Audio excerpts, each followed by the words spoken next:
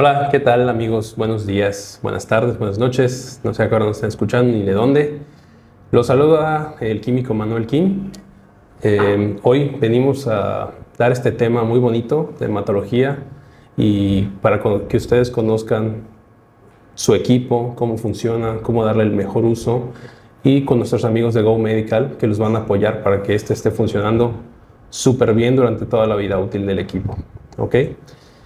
Bueno, vamos a comenzar hoy con este tema. Es un poco tedioso empezarlo.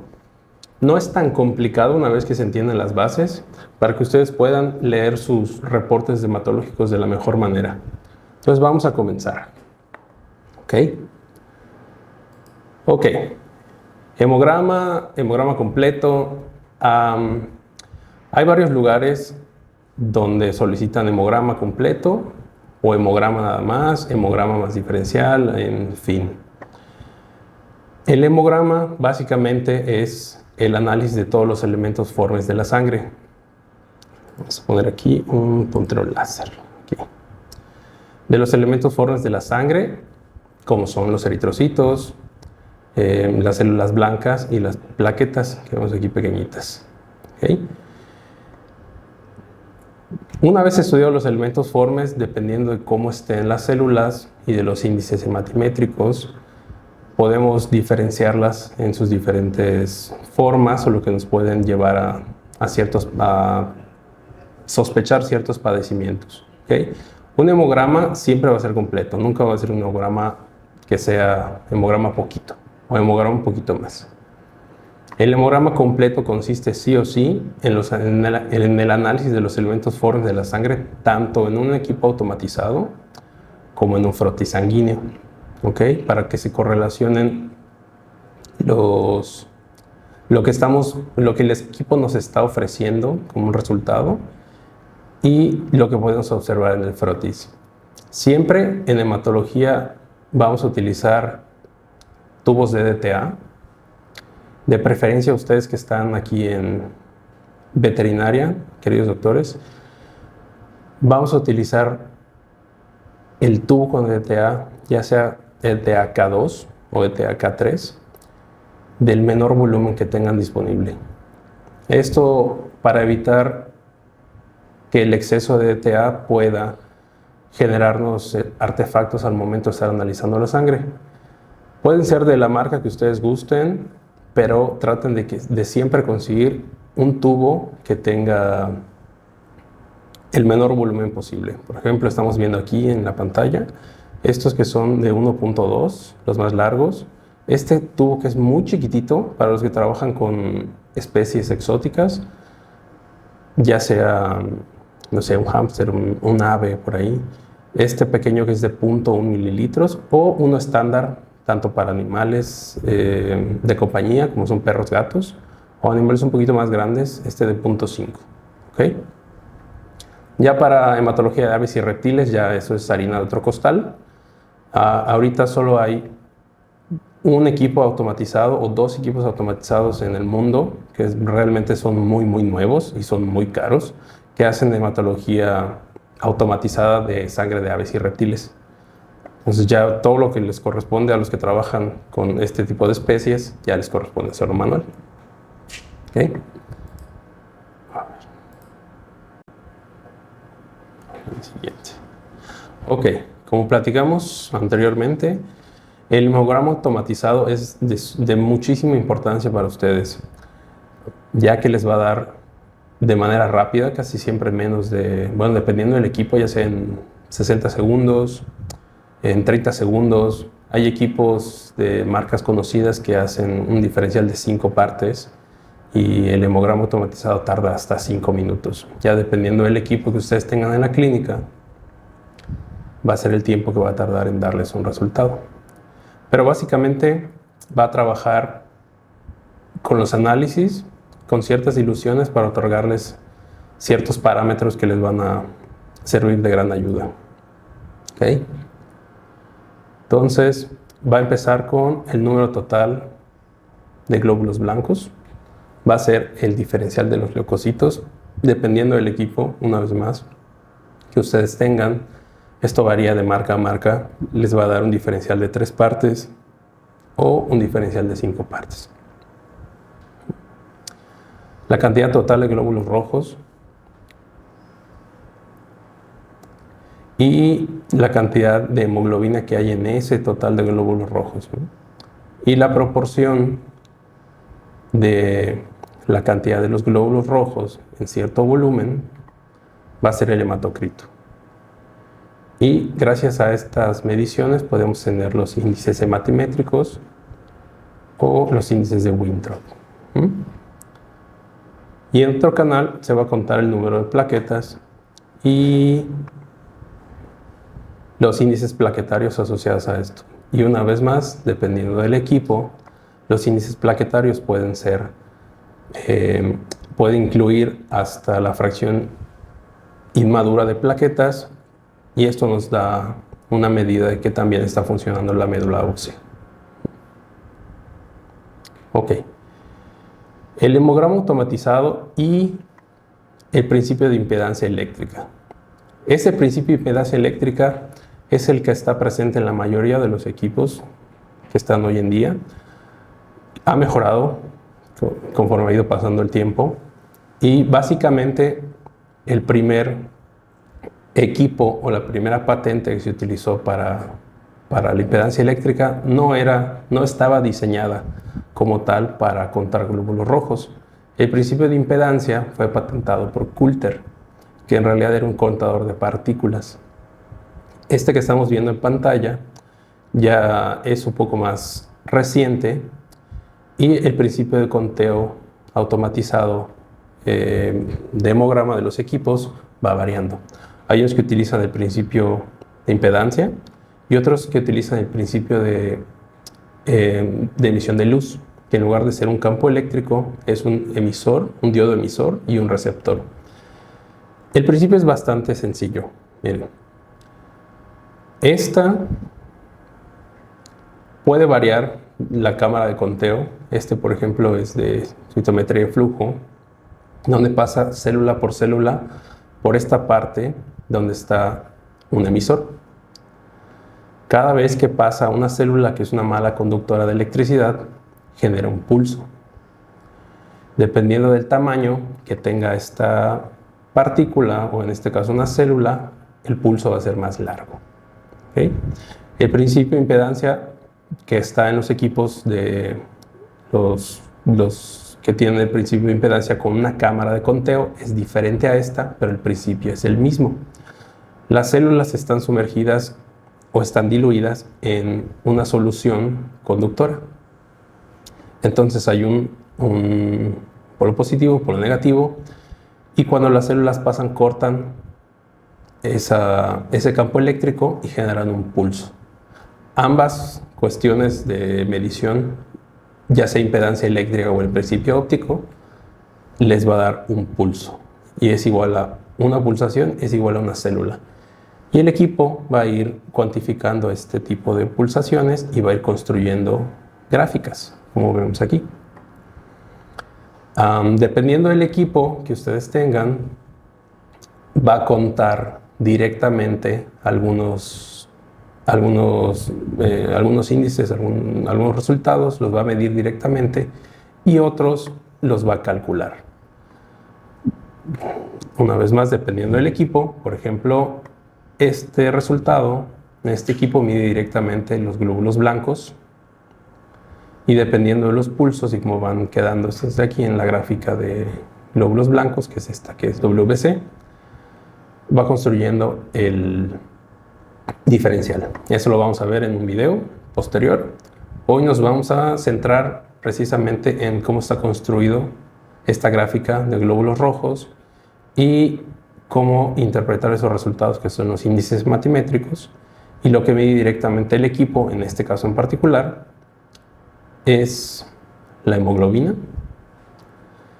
y los glóbulos rojos directamente. ¿Okay? También mide plaquetas. Entonces, en este caso, están resaltados en negrito lo que mide directamente el equipo. Para que esta medición sea constante La salida, o bueno, la alimentación del equipo debe ser de 120 a 60 Hz. Porque recordemos cómo se mide el campo eléctrico, en hercios. Entonces, la medida constante en la cámara de lectura debe ser 60 Hz. Entonces, debemos tener un equipo de respaldo y no tenerlo conectado directamente a la red eléctrica del lugar donde ustedes estén, porque van a haber variaciones en esta frecuencia que tiene la corriente eléctrica y se van a contar mal aquí. Imagínense que va a estar variando y este pulso en una variación de esta medida les va a salir más largo o les va a salir más corto. Entonces los resultados que va a arrojar el equipo son directamente proporcionales a la estabilidad de la salida de la alimentación del equipo. Pues por eso es bastante importante que se acerquen con nuestros amigos de Go Medical, que los van a ayudar a tener su equipo en la mejor manera. Ok, una vez más. Lo que les decía, cada célula, en este caso vemos los eritrocitos, van a ir pasando y van a ir cortando este flujo eléctrico. Entonces esta interrupción va a ser un pulso y es una célula. El equipo va a ir construyendo, dependiendo de qué tan largo sea el pulso, una gráfica. Entonces, esta gráfica se construye con un promedio. Entonces el equipo va a ir poco a poco contando y construyendo una gráfica, dependiendo de la frecuencia del tamaño de las células. ¿Ok? Y es como se va a ir construyendo esta gráfica. Esta gráfica es ya por software, todo esto se calcula para poder tener esta gráfica con campana de Gauss. Entonces, obviamente, cada paciente va a tener una población un poco más grande, una población un poco más pequeña, pero en promedio es lo que nos va a dar el equipo. Es un promedio de todas las células que ya contó, que son número de glóbulos rojos, y esta proporción sencilla nos va a dar el hematócrito. ¿Okay? Ahora, la distribución, este ancho de entre las células más pequeñas y las células más grandes, se llama ancho de distribución eritrocitaria y es la amplitud de la campana. La hemoglobina la vamos a tomar con el lisado que contienen estos eritrocitos, porque la hemoglobina solo está contenida única y exclusivamente en los glóbulos rojos. Para lisarlos, el equipo utiliza unas soluciones ya comerciales que están optimizadas para el uso de cada marca en cada equipo y las va a medir por espectrofotometría. Y esta caracterización dependiendo de la hemoglobina y de los glóbulos rojos y el hematocrito, vamos a tener los índices hematimétricos que nos van a ayudar para clasificar las anemias. Y como les mencioné, el resultado que nos va a arrojar el equipo es un promedio de las células que se están midiendo. ¿Ok? Ahora, ¿qué tan fácil es leer el hemograma automatizado? Bastante sencillo. Nada más tenemos que entender el concepto. Una vez entendido el concepto, esto ya es bastante sencillo. No intenten aprenderlo de memoria. Vamos a pensarle. ¿Ok? A ver. Tenemos nuestro hemograma.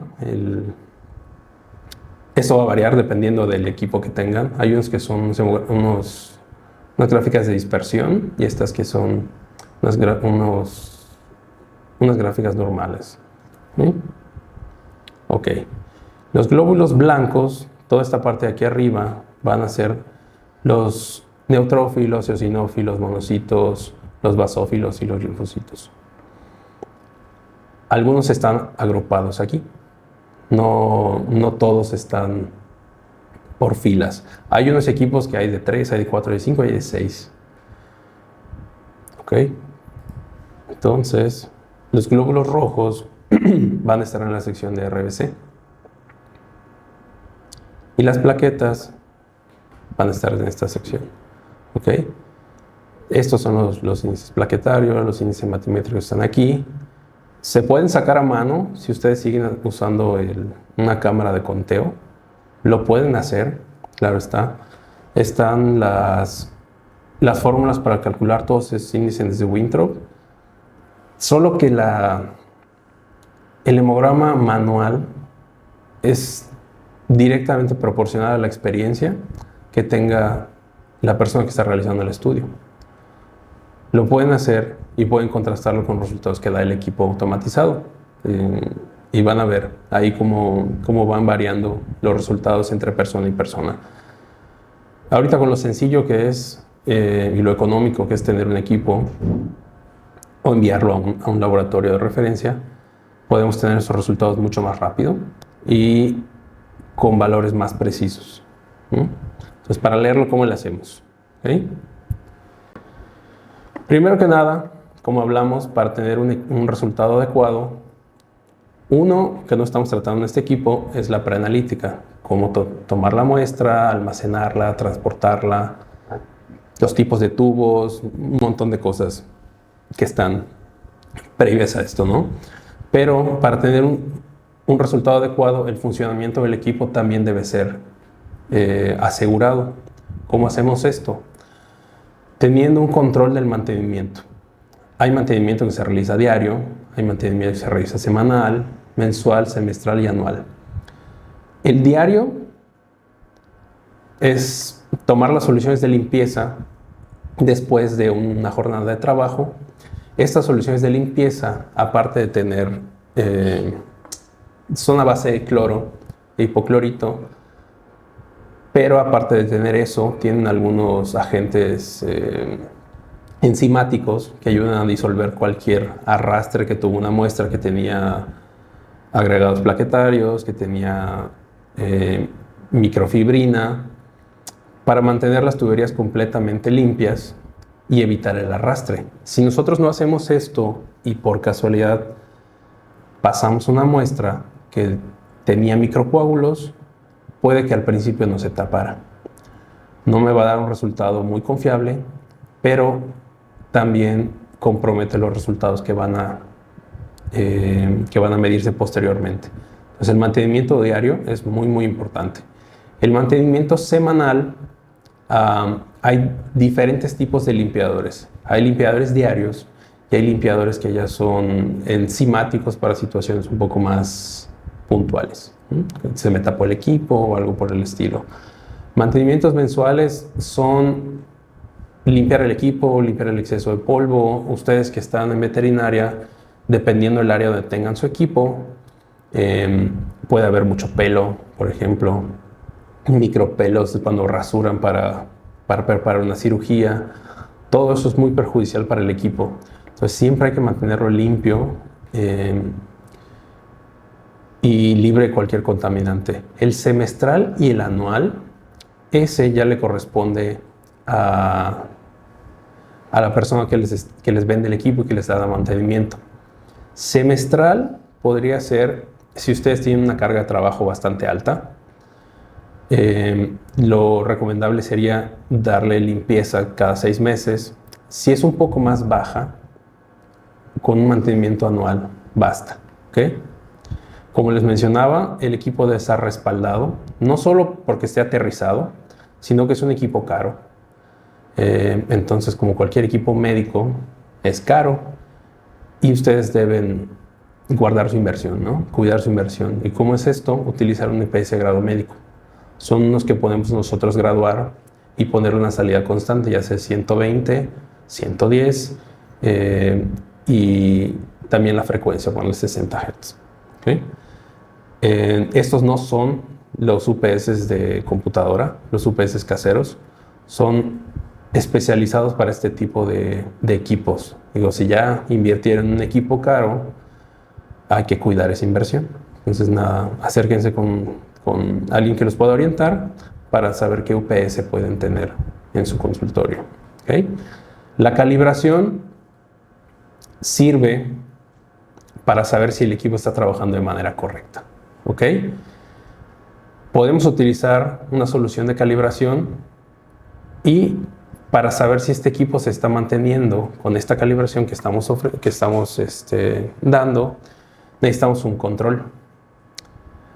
Algunas veces los equipos, dependiendo del uso que se da o del tipo de muestra que se pase, si no está bien, va a ir fallando. Algunos equipos tienen un índice de arrastre mayor o dependiendo de cómo estén las válvulas, las mangueras, va a ir variando. Entonces necesitamos un control, de preferencia pasar bajo, normal o pasar un alto. De preferencia pasar los 3 de manera diaria. ¿Okay? Para saber si la calibración se está manteniendo en un periodo de tiempo. Y como ya había platicado, la ubicación del equipo es de suma importancia. Si lo tienen en un lugar donde hace mucho calor, hay equipos que pueden trabajar hasta de entre 22 y 31 grados. Pero eso no quiere decir que sea lo más óptimo. La temperatura óptima de trabajo de cualquier equipo médico es temperatura ambiente. Temperatura ambiente controlada. 25 grados, 26, 22 grados. Esa es temperatura ambiente de control. Los contaminantes, que esté completamente libre de pelos. Sé que es un poco difícil por el ramo en el que estamos, pero me ha tocado ver equipos que tienen bolitas por dentro en las mangueras, que hacen unas bolitas de... Debí ponerles la foto aquí. Bueno, la próxima les pongo una foto para que vean que no estoy mintiendo.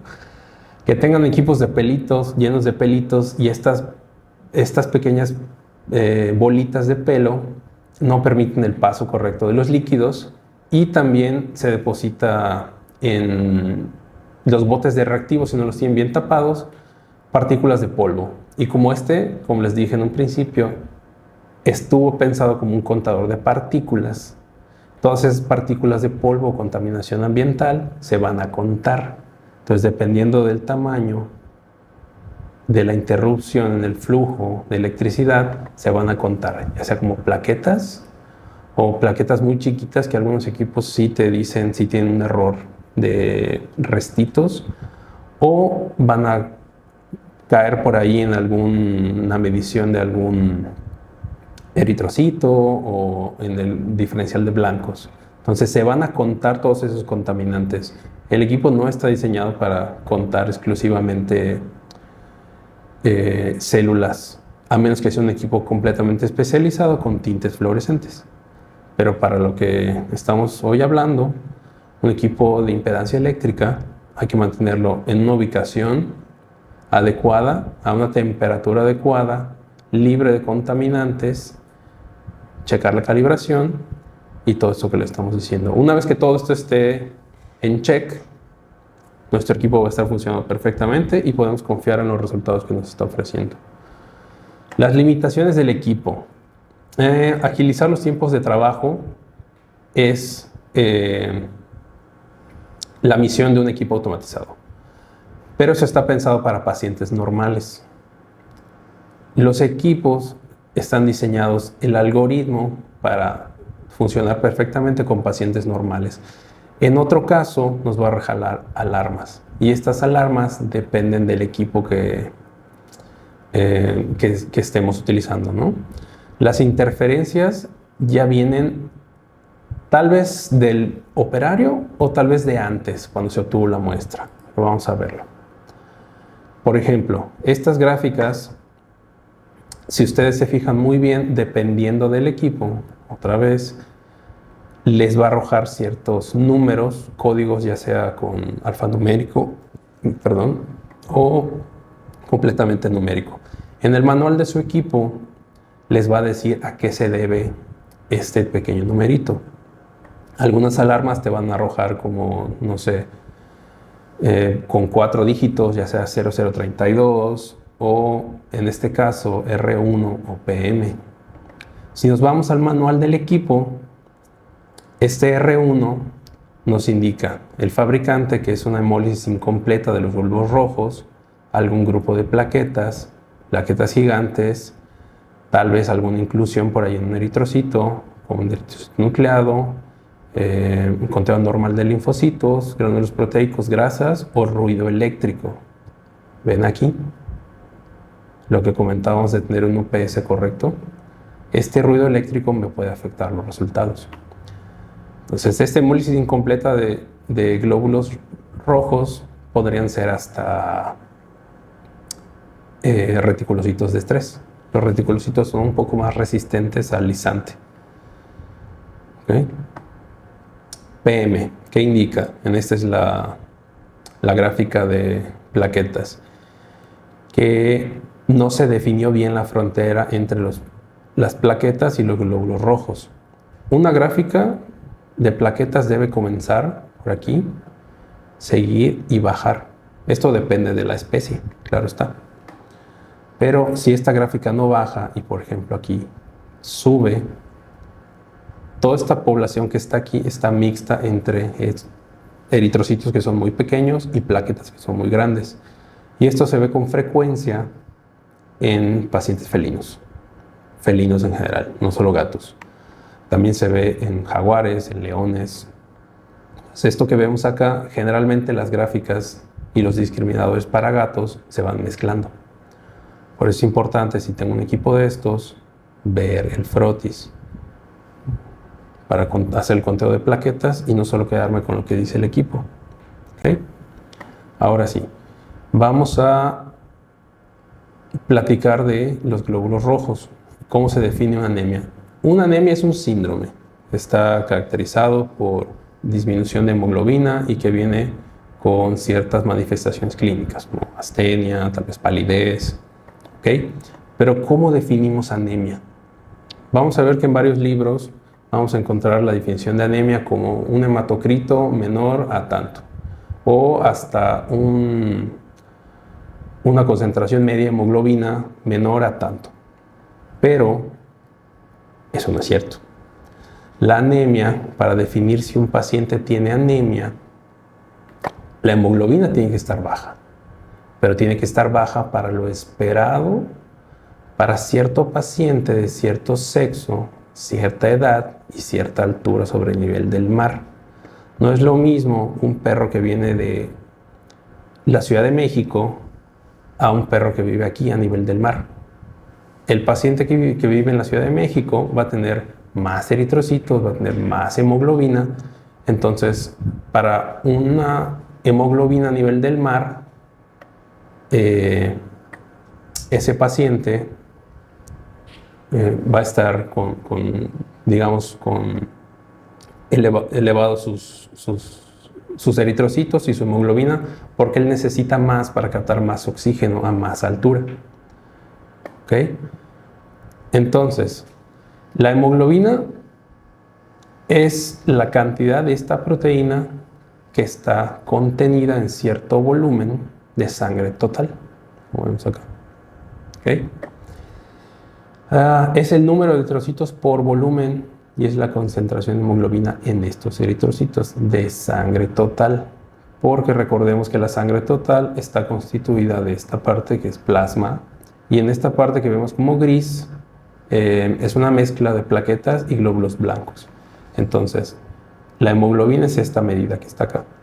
El hematocrito es la cantidad de glóbulos rojos que hay también en una medida. ¿Okay? Y la mayoría de las anemias, dependiendo de las causas de las anemias, porque hay más de 500 causas de anemias, vamos a clasificarlas, la gran mayoría, en estas tres: microcíticas hipocrómicas, normocíticas normocrómicas y macrocíticas normocrómicas. El número normal de eritrocitos, pero con poquita hemoglobina, son las microcíticas hipocrómicas. ¿Okay? Son eritrocitos chiquitos, pequeñitos, que casi no tienen hemoglobina. Las normocíticas normocrómicas es una cantidad de eritrocitos normal, con una cantidad normal de hemoglobina, pero pocos. ¿Okay? Son poquitos. Las macrocíticas normocrómicas son un aumento de hemoglobina dentro de cada eritrocito proporcional al tamaño del eritrocito, pero son muy poquitos. Son todavía menos que los que se encuentran en las normocíticas normocrómicas. Esta es una clasificación general en la que caen la gran mayoría. Pero para clasificar las anemias vamos a utilizar estos índices. ¿Okay? Por ejemplo, tenemos un canino hembra de 2 años de Mérida, Yucatán. Estamos viendo aquí cómo su gráfica de glóbulos rojos está normal. El tamaño de sus eritrocitos están un poquito pequeños acá, pero la cantidad de hemoglobina que tienen es la esperada para ese volumen. Y lo que les decía de no podemos clasificar una anemia solo viendo el hematocrito o viendo la concentración media de hemoglobina, porque necesitamos saber el lugar donde vive, la altura a nivel del mar y su edad. Por ejemplo, este paciente, aquí si vemos estos intervalos de referencia, van cambiando dependiendo de la edad. Entonces, este es un paciente de 5 meses que tiene 3.46, tiene un conteo de glóbulos rojos ligeramente bajo, una hemoglobina baja y un hematocrito bajo para lo esperado. Entonces, clasificamos esta anemia. Sí tiene anemia porque para lo esperado, para el lugar de residencia, la edad y el sexo, tiene menos hemoglobina. Esto es anemia. No por el hematocrito, esto es anemia. Entonces definimos que tiene anemia normocítica porque el volumen globular medio está en lo esperado, y normocrómica porque la concentración de hemoglobina en los eritrocitos está bien. Pues así vamos a ir clasificando las anemias. ¿Okay? El concepto de normocitosis, microcitosis y macrocitosis. Ese lo vamos a obtener con el volumen globular medio, que se da en femtolitros. Ok, vamos a tener una anemia normocítica cuando el volumen globular es lo esperado para la altura, el sexo, la edad del paciente y el lugar de residencia, ¿no? Entonces, esta es una anemia normocítica porque el volumen está bien. Y una anemia menor a lo esperado va a ser una anemia microcítica. Claro que estos gráficos que están aquí son hipotéticos, o sea, yo los fabriqué para exagerar un poco los números y que podamos ver cómo van cambiando estos, ¿ok? No todos están calculados, los que nos sirven para entender el concepto. Ya en posteriores pláticas veremos cómo todo esto se va relacionando. Pero esa anemia microcítica es una anemia que tiene un volumen muy bajo para lo esperado del sexo, la edad y la altura del paciente. ¿Okay? Y la macrocítica es una que supera esa medida. Porque esta medida que nos da el equipo es un promedio. Y ahorita vamos a ver los que son, por ejemplo, las anemias por deficiencia de hierro o alguna anemia hemolítica inmunomediada que tienen la característica de que tienen los índices iguales, pero en el frotis se ven completamente diferentes. ¿Okay? Entonces, continuamos con el concepto de hipocromía, hipercromía y normocromía. Es para saber si nuestro paciente tiene alguna de estas tres. Vamos a tomar como medida la concentración media de hemoglobina globular o corpuscular, dependiendo del libro del que lo estén leyendo. Esta medida es la cantidad de hemoglobina de un eritrocito en relación al volumen y no en la cantidad total de hemoglobina en cada una de ellas, porque esa es la medida de la concentración media de hemoglobina. Entonces, una normocrómica, los eritrocitos están en cantidad normal y tienen la cantidad normal de hemoglobina para su volumen, como aquí. Los eritrocitos tienen su cantidad de hemoglobina normal para el volumen que tienen acá. ¿Okay? En la hipocromía, los eritrocitos con una cantidad menor de hemoglobina para su volumen. Acá.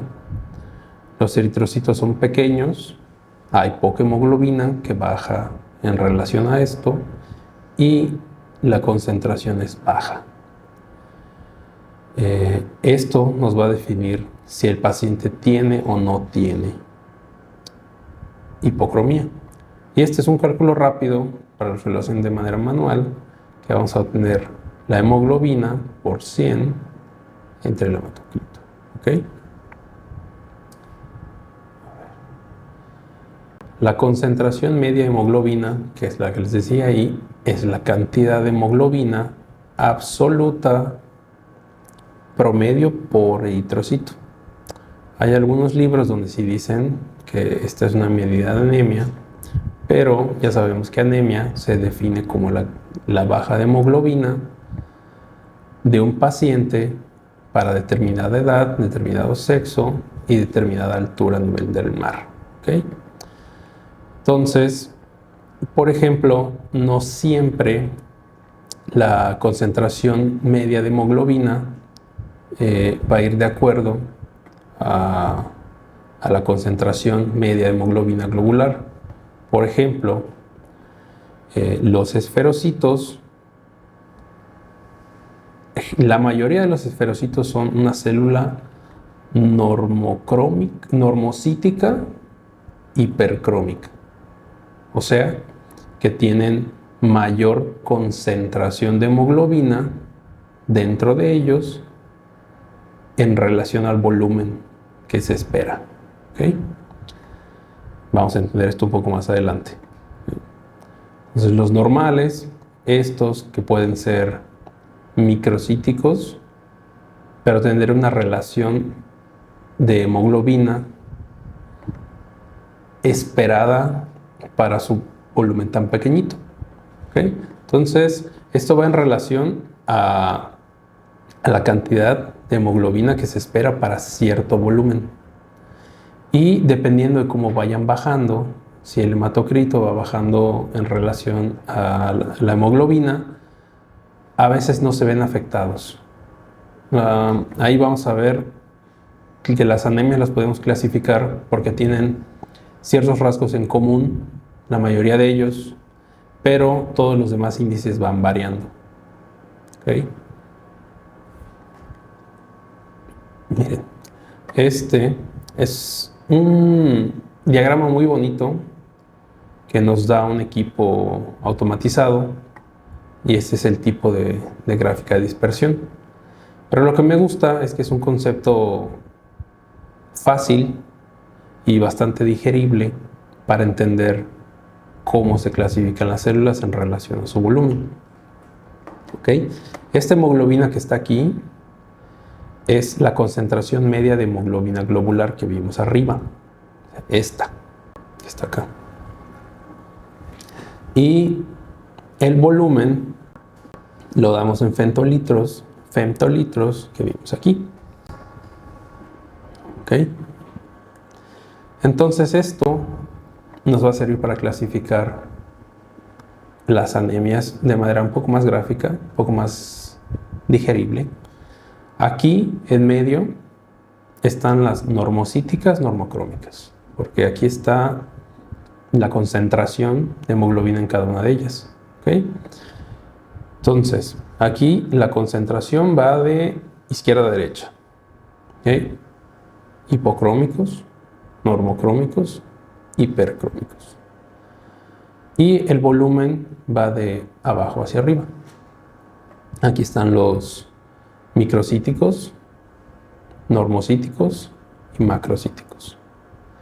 Entonces, si es una célula que es grande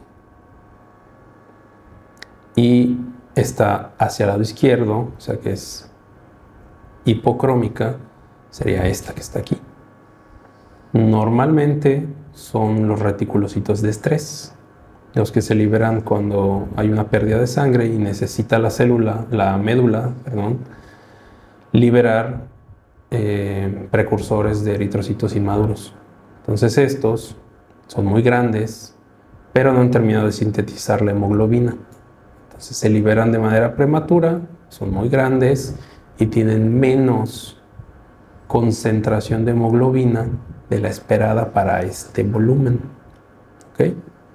Es un poco complicado al principio, pero una vez que ya se entiende, vamos a ver, ya no hay ninguna anemia que no pueda diagnosticar. ¿Ok? Por ejemplo, estas, que son normocíticas, pero microcíticas a la vez. Por ejemplo, los codocitos. Los codocitos pueden ser que tengan un volumen normal y tienen menos contenido. Entonces, como tienen menos contenido, la concentración está baja. Entonces, son normocíticos, pero son microcíticos a la vez. Y los esferocitos que están acá recordemos que estos son los normales, estos son los que tienen menos contenido de concentración de hemoglobina en cada una de las células. Entonces, por ejemplo, los esferocitos son difíciles de ver, o sea, de ver realmente la relación que tiene su concentración con su volumen, porque su forma está cambiada. Este, por ejemplo, es un poco más plano y este es completamente esférico. Entonces, esta es una célula que es normocítica, pero es hipercrómica. ¿Okay? Y aquí están las microcíticas hipercrómicas, esos son microesferocitos. Los esferocitos van perdiendo parte de su membrana y parte de su contenido. Entonces se van haciendo estos. Estos que son aquí son normocíticos, porque el volumen es normal, pero la concentración está baja. Estos pueden ser por una anemia por deficiencia de hierro. Y estos que son microcíticos, hipocrómicos a la vez. Y estos también pueden ser fragmentos de eritrocitos, por ejemplo aquí, aquí también. Entonces, esta gráfica está bastante bonita para que podamos entenderlo. Esto que está aquí arriba es un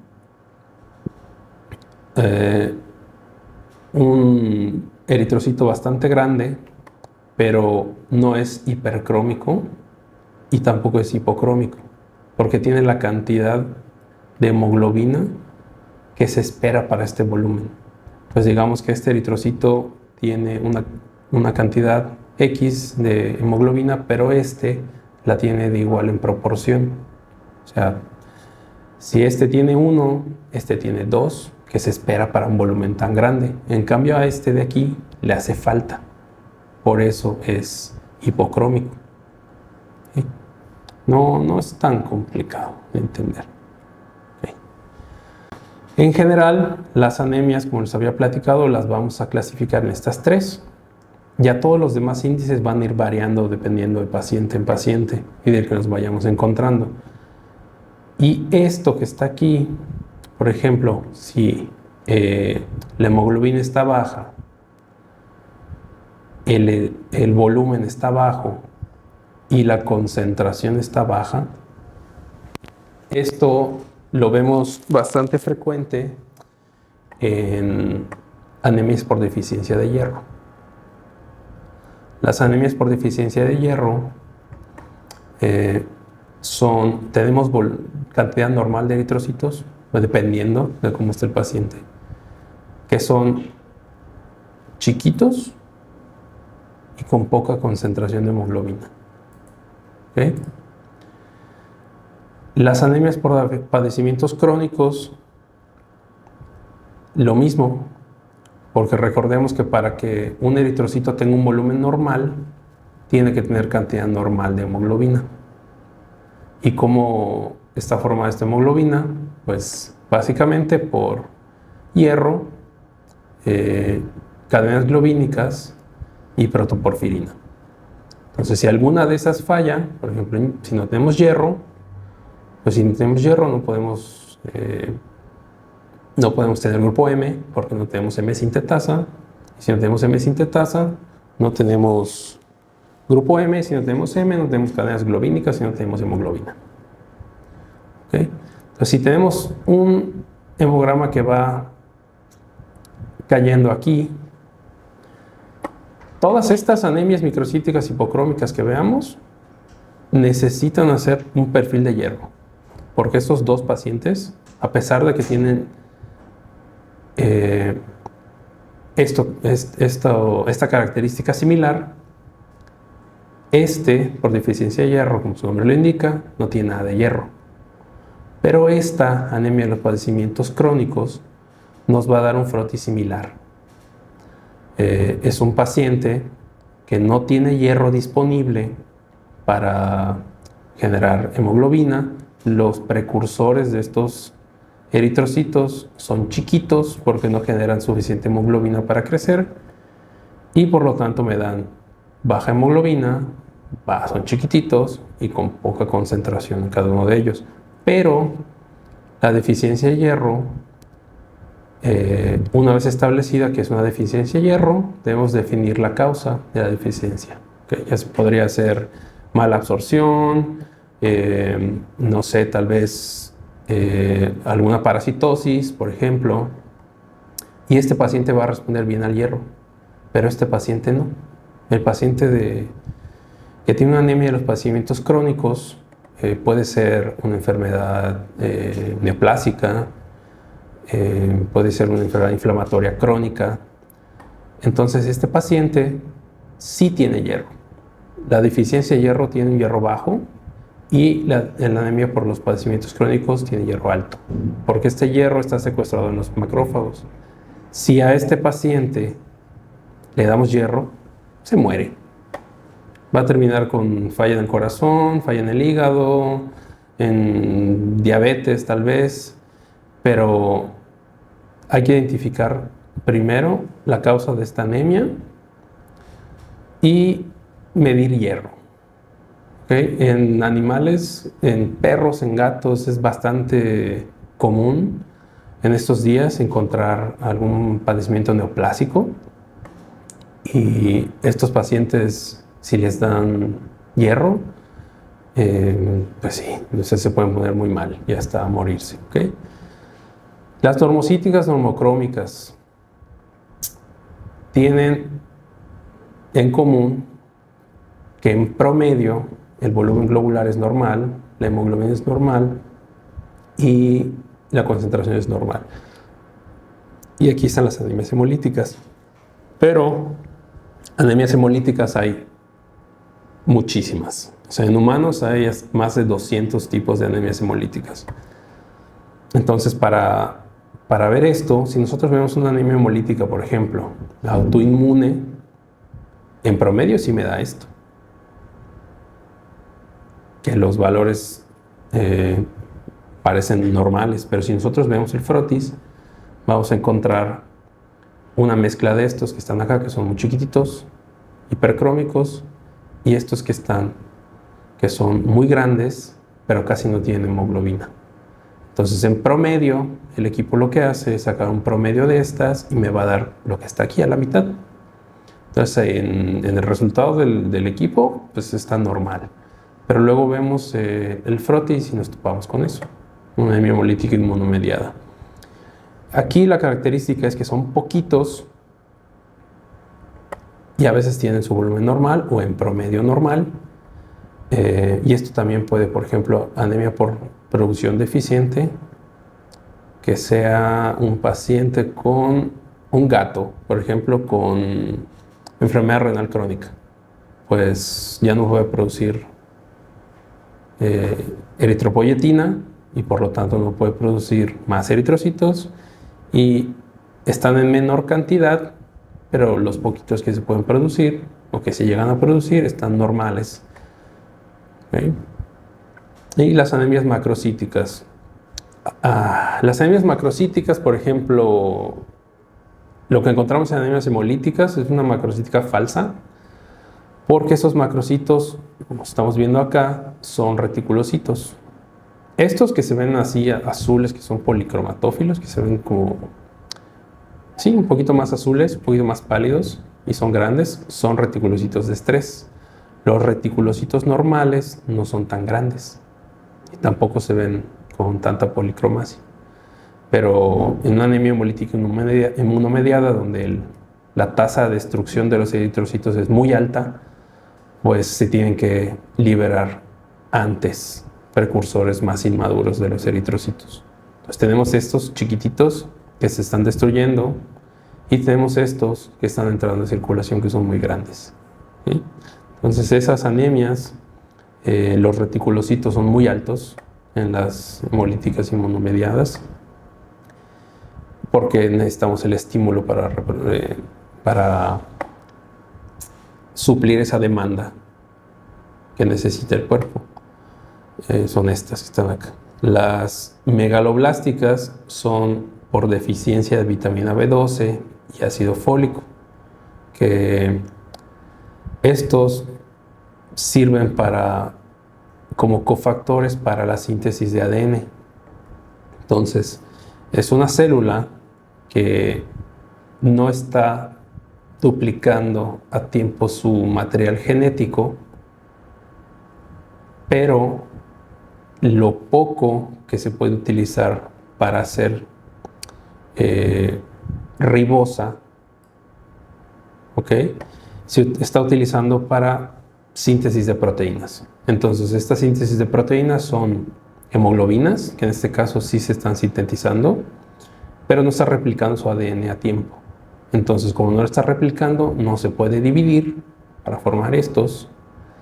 Está creciendo en tamaño, está sintetizando hemoglobina, la adecuada, por eso es el crecimiento, pero no se está dividiendo. Entonces, en estas anemias hay muy poquitos eritrocitos, todavía menos que en estas. Están muy grandes, pero la concentración es normal para el volumen que tienen estas células. ¿Sí? Y esta es la clasificación general. Ya una vez entendiendo estos conceptos, ya podemos aplicarlos a casos en particular, porque todo esto que está acá, lo vas a ver que son valores en común que hay entre esta clasificación de anemias. Todos los demás índices van a ir variando de paciente a paciente. Entonces, para clasificar la anemia, recordemos que es cantidad de hemoglobina más baja de lo esperado para un paciente de determinada edad, determinado sexo y determinada altura a nivel del mar. Entonces, eso es anemia. Y ya la vamos a clasificar con este tipo de gráficas. Vamos a ver el frotis, porque todo paciente necesita un frotis. Si no utilizamos el frotis, nos estamos perdiendo muchísima información que nos va a servir para diagnosticar a nuestros pacientes. Entonces, tal vez en próximos videos vamos a hablar un poco más a detalle, por ejemplo, de la anemia por deficiencia de hierro, que son de las más comunes causas de anemia, ya sea como les mencioné, que sea, por ejemplo, por una parasitosis o que no se pueda absorber el hierro,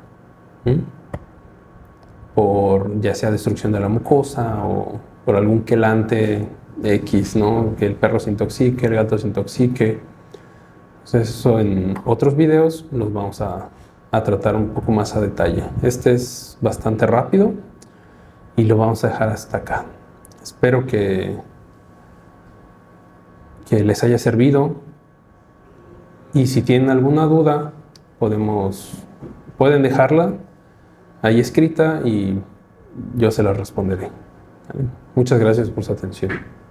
Gracias por acompañarnos en esta pequeña hora que tuvimos de charla. Son muchos temas y son muchos conceptos para tratar de condensarlos en tan poquito tiempo, pero le quiero agradecer a nuestros amigos de Go Medical que me dieron esta oportunidad de platicar con ustedes. para cómo clasificar las anemias. Yo creo que si esto es bien recibido, podemos expandirnos todavía mucho más, tener más tiempo para platicar más a detalle de todo esto. Y una vez más les agradezco su presencia aquí con nosotros y recordemos que nuestros amigos de Go Medical están para ayudarlos con sus equipos.